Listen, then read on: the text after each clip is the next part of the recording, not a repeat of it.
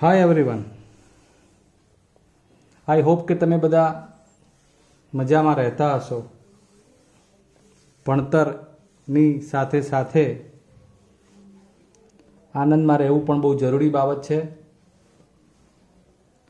એના વગર આપણને આમ તો મોજ ન આવે અને મોજ વગર કોઈ કામ સારા થાય નહીં. હવે આપણે આ તમારા વર્તુળ પ્રકરણના લેસન નંબર 3માં છીએ. એમાં હજી હવે આપણે 2 પ્રમેય અને 1-2 પદો જોવાના છે. આવો એમાં જોઈએ હવે કે રેખાખંડે બિંદુ આગળ આંતરેલો ખૂણો કોને કહેવાય. તો સપોઝ કે આ AB રેખાખંડ છે અને રેખાખંડની બહાર કોઈ બિંદુ છે, ધારો કે P બિંદુ છે. હવે P બિંદુ આગળ ખૂણો બનાવવાનો હોય આ રેખાખંડથી, તો તમે શું વિચારો કે લાવો A ને P સાથે જોડી દઈએ, પછી B ને P સાથે જોડી દઈએ. આમ આ રેખાખંડ અને બહારનું બિંદુ એમ કરીને અહીંયા ખૂણો બની ગયો. એટલે આ રેખાખંડે આ બિંદુ આગળ બનાવેલ ખૂણો કહેવાય. બરાબર. એટલે રેખાખંડે એટલે કે રેખાખંડ AB એ બિંદુ P આગળ બનાવેલ ખૂણો એ આને કહેવાય APB ને, કે જેમાં રેખાખંડ એટલે એના 2 અંત્ય બિંદુ હોય તો બંને અંત્ય બિંદુને બહારના બિંદુ સાથે આમ જોડી દો એટલે જે ખૂણો બને એટલે એ થઈ જાય રેખાખંડે બિંદુ આગળ આંતરેલ ખૂણો. એની વ્યાખ્યા લખીએ.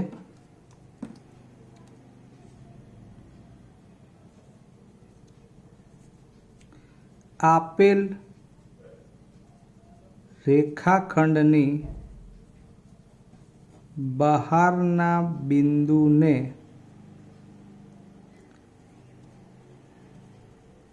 રેખાખંડના અંત્ય બિંદુઓ સાથે જોડવાથી જે ખૂણો બને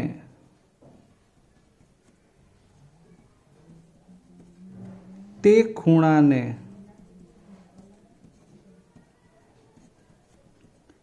આપેલ રેખાખંડે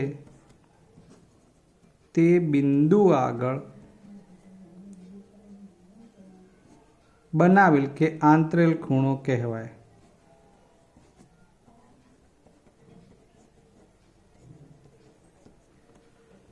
ઓકે. એટલે રેખાખંડે બહારના કોઈ બિંદુ આગળ ખૂણો બનાવે છે એવું તમારે અભ્યાસમાં હવે ક્યાંક ને ક્યાંક આવશે. એટલે એ બાબતને ત્યાં સમજતા આવડવી જોઈએ. હવે એ જ રેખાખંડ કે જે વર્તુળની જીવા હોય એ તો આપણને ખબર છે. એટલે હવે પ્રશ્ન કેવી રીતનો બને કે વર્તુળની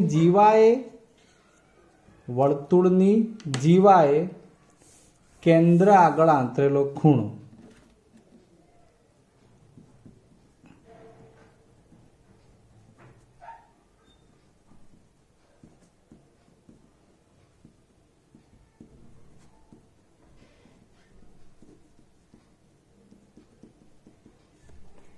હવે એ તો તમને ખબર છે કે જીવા એટલે રેખાખંડ જ હોય છે. એટલે ટોપિક તો આપણો એ પ્રમાણે આવી ગયો કે અહીં P એ આ ગુરુચાપ AB પરનું બિંદુ છે. બરાબર છે. વર્તુળનું કેન્દ્ર O છે. રેખાખંડ AB વર્તુળની જીવા છે. એક QB લઘુચાપ છે. બરાબર. એટલે આ બધા જ પોઈન્ટ્સ સાથે ખૂણો AOB બને. જો તો એને શું કહેવાય? તો આપણે હમણાં જોયું તે પ્રમાણે આ રેખાખંડ AB ના અંત્ય બિંદુઓ O બિંદુ સાથે જોડી દીધા એટલે ખૂણો. એટલે આ રેખાખંડ AB એ O બિંદુ આગળ બનાવેલો ખૂણો, જ્યાં રેખાખંડ AB એટલે જીવા અને આ છે કેન્દ્ર. એટલે આપણે એવું કહી શકીએ કે જીવાએ કેન્દ્ર આગળ બનાવેલ ખૂણો. આપણે આટલું જ જોવાનું છે. બરાબર. એટલે કે અહીં ખૂણો AOB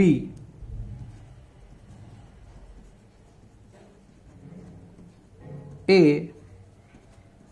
જીવા ABA કેન્દ્ર O આગળ આંતરેલ ખૂણો છે અને એ જ રીતે ખૂણો APB તો APBમાં પણ AB તો જીવા જ છે. જીવા એ ક્યાં આંતરેલો છે? ગુરુચાપમાં આંતરેલ ખૂણો છે. તો ખૂણો APB એ જીવા ABA ગુરુચાપ પરના કોઈ બિંદુ P આગળ આંતરેલ ખૂણો છે. હજુ એક છે. એવી રીતે આ Q આગળ જુઓ તો એ પણ આ ABA લઘુચાપના ખૂણો AQB એ જીવા ABA લઘુચાપ પરના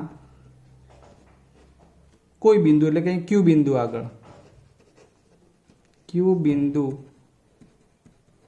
આગળ આંતરેલ ખૂણો છે.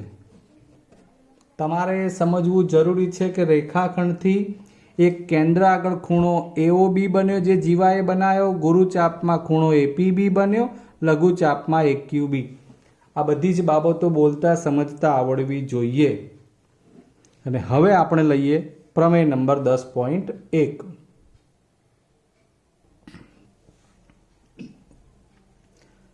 મિત્રો હવે આપણે પ્રમેય 10.1 કે જે આપણા માટે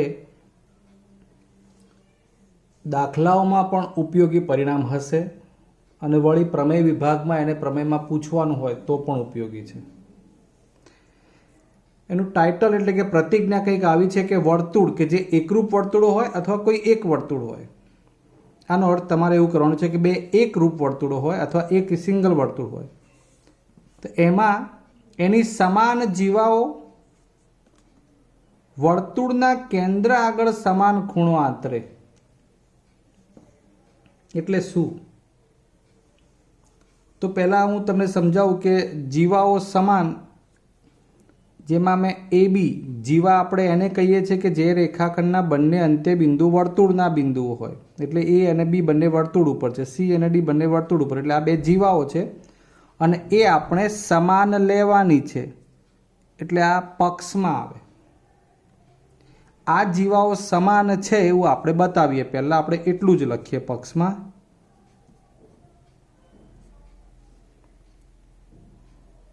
AB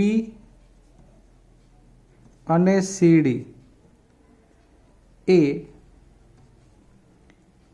O કેન્દ્રિત વર્તુળની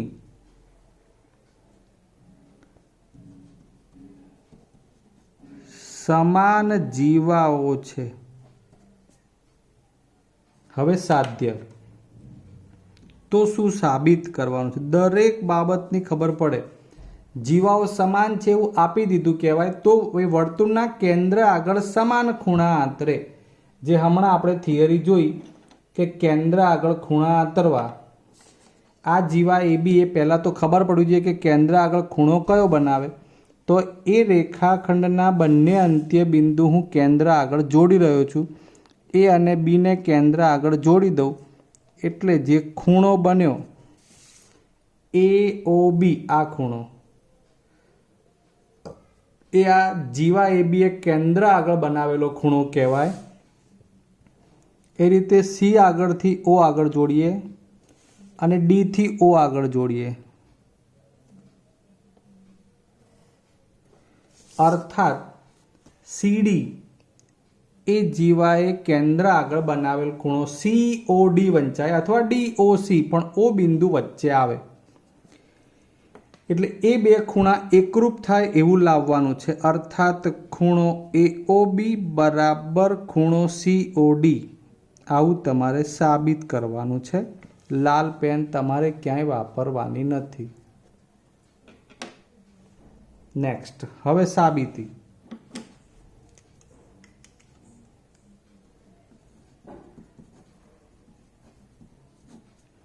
સાબિતીમાં જે બે ત્રિકોણ દેખાય છે પહેલાં આપણે એને અલગ પાડીએ. ત્રિકોણ OAB અને ત્રિકોણ OCDમાં હવે આમાંથી આપણે એક શરત સાબિત કરવાની છે. બા ખૂબા ખૂબા ખૂ ખૂબા બા બા બા આવી જે કોઈ શરતો આપણે એકરૂપતાની ભણી ગયા હતા બસ એ લાગુ પાડવાની છે. તો એમાં તમારી દ્રષ્ટિએ તમે વિચારો તો સૌથી પહેલાં તમને બંને ત્રિકોણમાં શું એકરૂપ દેખાય? તો કે AB બરાબર CD તમને આપેલું છે. એટલે આપણે પક્ષમાંથી એક બાબત તો આ લખી શકીએ. ચલો બીજી બાબત, અહીં OA શું બને? તો ત્રિજ્યા. OB શું બને? ત્રિજ્યા. OC શું બને? ત્રિજ્યા. OD શું બને? ત્રિજ્યા. તો ભાઈ એક જ વર્તુળની તો બધી ત્રિજ્યાઓ સમાન જ હોય. તો આપણે OA સાથે OC વિચારીએ. OA બરાબર OC, એક જ વર્તુળની ત્રિજ્યા O. એવી રીતે OB સાથે OD વિચારો. બહુ સિમ્પલ છે ભાઈ.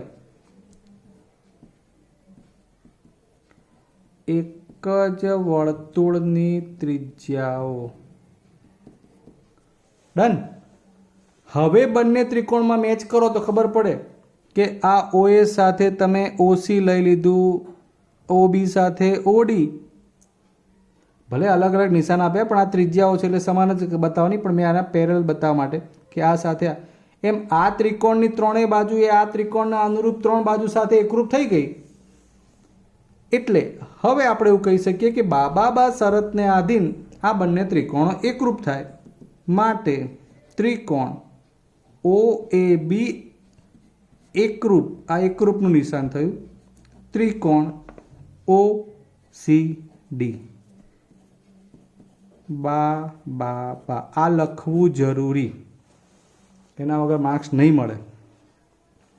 ખ્યાલ આવી ગયો? અને આ ત્રિકોણમાં દર વખતે કહું છું કે આ 1 2 3 1 2 3 આ શિરોબિંદુઓ ગમે તેમ લખાય નહીં. જ્યારે ત્રિકોણો એકરૂપ બતાવો ત્યારે લાગતું ઓળખતું હોય જ. તમે જુઓ OA પહેલું બીજું તો OC છે, મળે છે.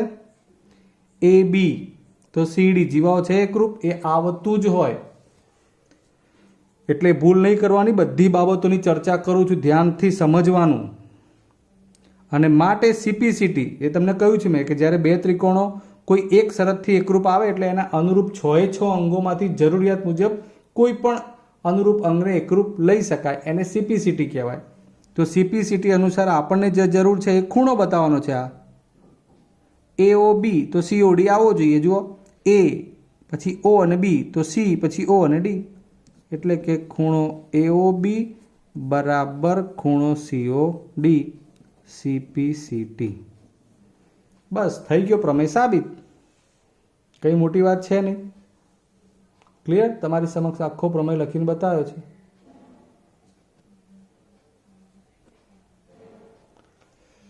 બરાબર છે. એટલે બે ત્રિકોણોમાં તમારે બા શરત વિચારવાનું, એ પ્રમાણે બધું જ ઓટોમેટિક ગોઠવાઈ જાય. જરૂરી નથી કે પહેલાં આ લખો આ લખો, આ ત્રણમાંથી કોઈ પણ એક પદ ઉપર નીચે લખાય. હવે બીજો પ્રમેય 10.2 પણ જોઈ લઈએ.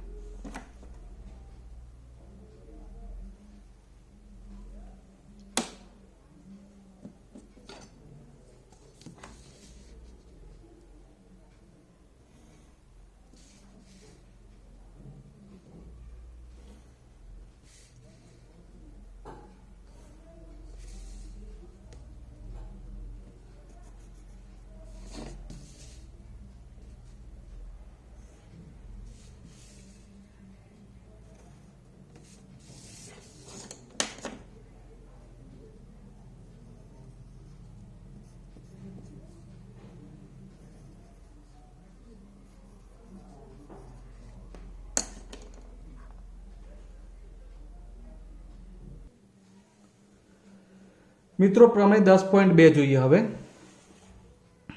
એકરૂપ વર્તુળ અથવા એક જ વર્તુળની બે જીવાઓ વર્તુળના કેન્દ્ર આગળ સમાન ખૂણા આંતરે તો તે જીવાઓ સમાન થાય. 10.1 નું આ પ્રતીપ પ્રમેય છે. 10.1 પ્રમેય શું સમજાવે છે કે એમાં આપણને એવું આપવામાં આવતું હતું કે જીવાઓ એકરૂપ છે અને કેન્દ્ર આગળ એ જીવાઓએ આંતરેલ ખૂણા એકરૂપ થાય એવું લાવવાનું હતું.